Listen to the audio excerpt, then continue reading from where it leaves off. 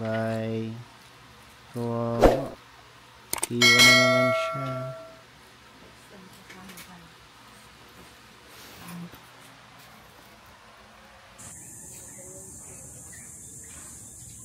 So yun no, ito yung kanina. Ito yung kanina pinakita ko na gamit namin. Ayan. Ito yung lamesa, tent. Ito yung chair namin dalawa. Ayan, kabila yan. Ayan, ito yung extra bag. Ibang gamit namin nandito sa may loob ng box namin. Ayan. Ito pala yung gamit namin pang ano, pang tali sa mga yan.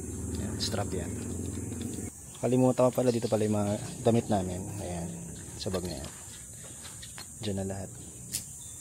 Mukha lang marami kanina pero napagkasya naman lahat. Ano oras na? 5:30 na po. Tara na, alis na tayo. How many hours?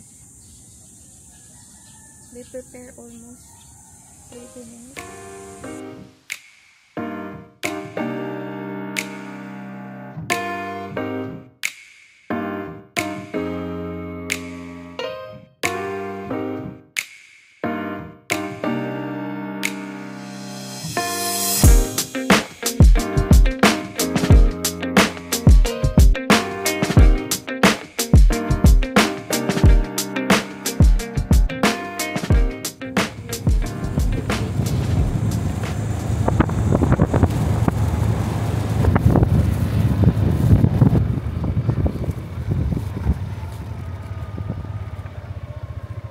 Halo-halo.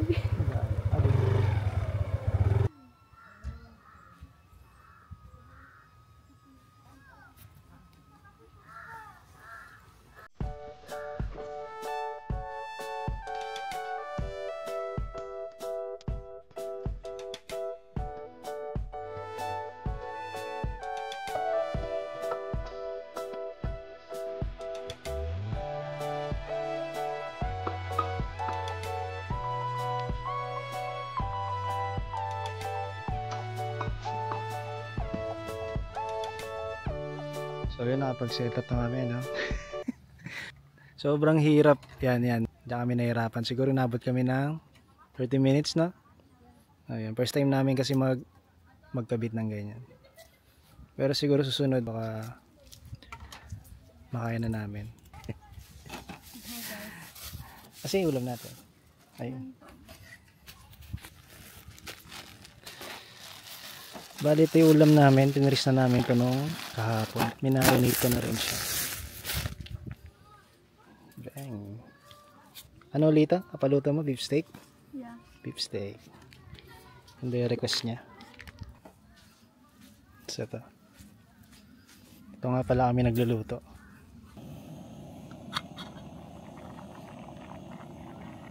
Tapos yun. Yan, nasa lilim kami. Nakuha namin yung isa sa mga best spot nila. Medyo konti yung tao pero baka mamaya or bukas dumami na uli. Ayan. Ang kinagandahan dito kasi katulad na ibang camping site, itong isaksakan sila may kuryente. Ayan, nag-charge po kami. Medyo may klilay na dalawang extension pero okay na yan. At least meron. Sa kada puno siya boss, may mga saksakan yan. Tulad nito, 3 na agad.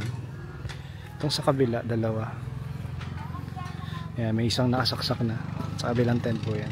Basta pag may mga puno na may saksakan, pwestuhan nyo agad. Bihira lang po kasi lalo pag maraming tao. Diyan talaga po yung pwesto malapit dyan.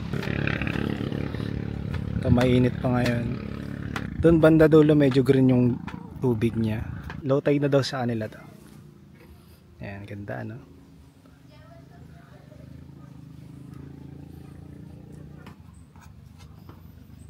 Ayan, hanggang dulo yan boss. Yan, pinakadulo na rin to. Yung mga bangka na yan, dulo na yan. Tapos sobrang laki na ito eh. Tapos yun ang dulo naman ng kabila. Ayan, yung puno na yan, yan.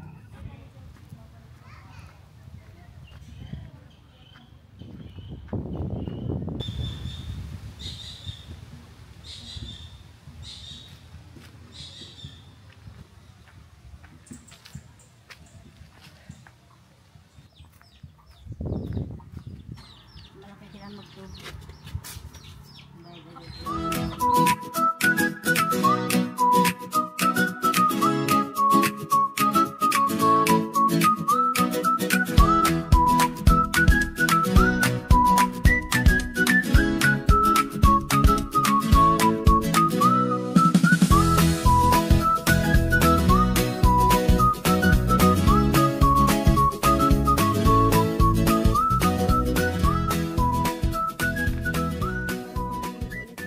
Sarap ha? Sarap. Huwag mo nalagyan ng lawan. Ito yung second batch. Hindi kasya sa nalagyan. Maliit yung lutuan namin eh. Kaya second batch tayo. Smile dito. Kasi... Wala ko.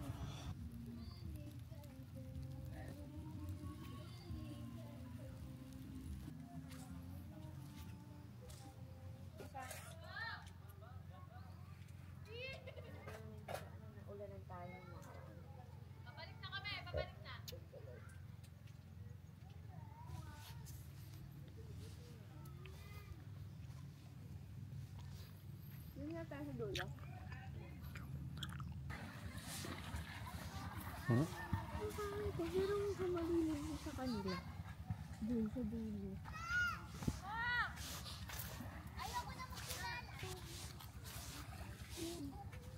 Labay ka lang ka. Ano tayo doon? Kanina hindi ko.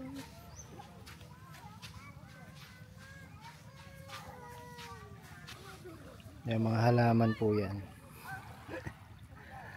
Hindi naman lahat meron ganyan to. Dito lang sa side na to.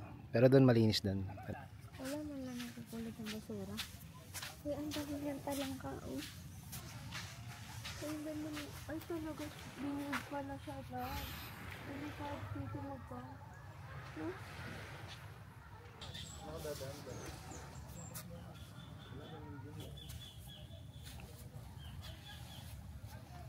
Ito na pala yung pinakadulo niya.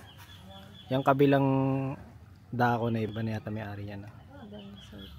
Ibang resort na yan. Hanggang dito lang sila. Pero dito bawal mag-camping dito kasi ayan, mataas yung ano, yung bangin dito. Delikado. May bar tayo. Yung sandbar nila. Baka sandbar yan.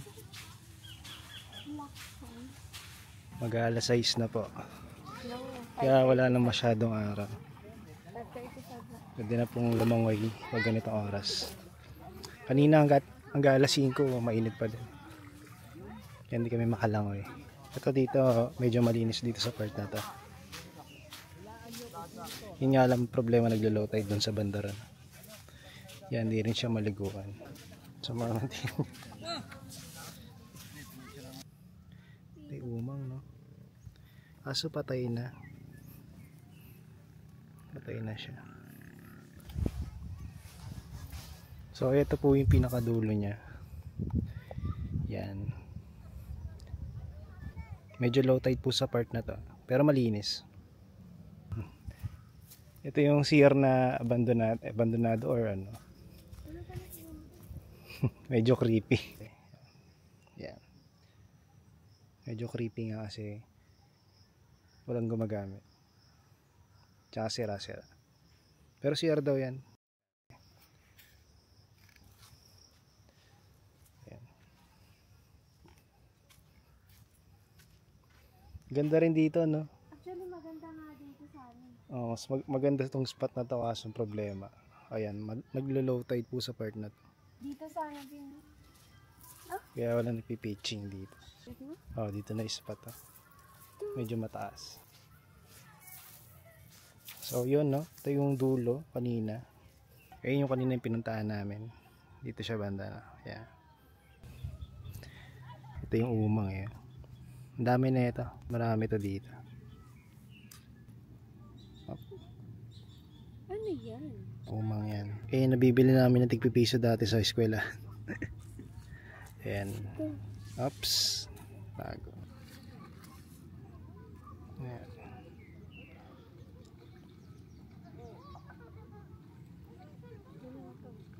Sobrang babaw lang dito. Siguro kahit umabot ka ron sa gitna, mababaw pa rin.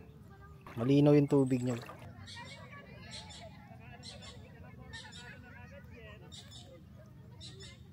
Yung mga gumagalaw na umang yan. Sobrang liliit. Mga hermit crab yan. Yung tambayan nila pag ano, hanggang hapon. Kaso maliliit. Kinukuha yung malalaki kaya maliit. Nabibenta rin kasi yan.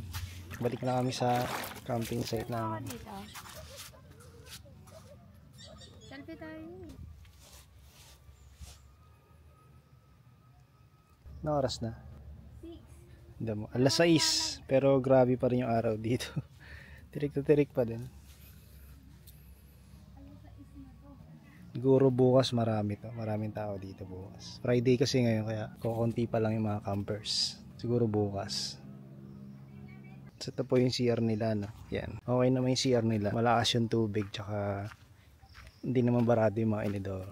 Nga lang, bawal sa maselan, no? Yan. Dalawa yan, isa dyan. Tapos ito rin, meron din dito. Yan. Ito na po yung bahay nung. Punta tayo sa tindahan nila. Ito yung tindahan nila. Yung mga drinks sila, mga condiments. Cup noodles meron din. May mga alak din sila. Patay, nagbebenta kayo ng mangga. Nga lang, walang bantay. Hindi kami makabili. Try natin. Walang cute daw. Ay, ano lang. Yung maliit lang. Soft drinks na lang. Yun, meron. Yung malaki? Yung malaki ah. Yelo muna. Magkano dala mo? Pwede Coca-Cola Ilocanos. masarap. Yun know, kain ulit. May mga isda rin pala sila. Ayan eh, parang siyang dilis. Ayan. Ayan, ang dami oh.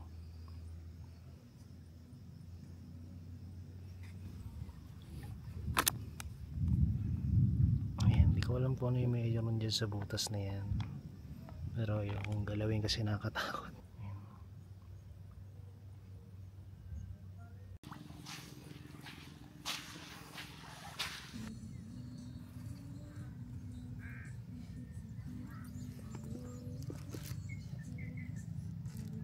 You know, good morning. Tsaka itlog maaga. Yung ano.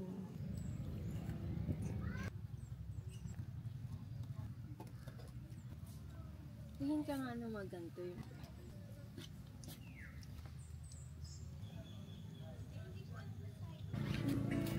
So yan, no, tuwing maga nagwawalis naman po sila. You know, mga bandang palas may binat. Yung mga nalalaglag kasi ng mga halaman, yun po yung nagiging kalat dito. Ayun, marami pong ganyan. Mga nalalaglag. So yun, no, buti may naglilinis para ma-maintain yung beach.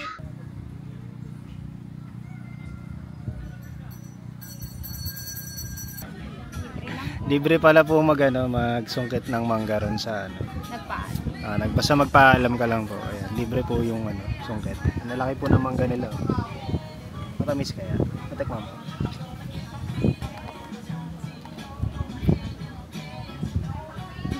Masarap daw. Ang laki. Malaki yung mangga nila. Libre lang po, libre. Try natin, no? Sinigang na corned beef.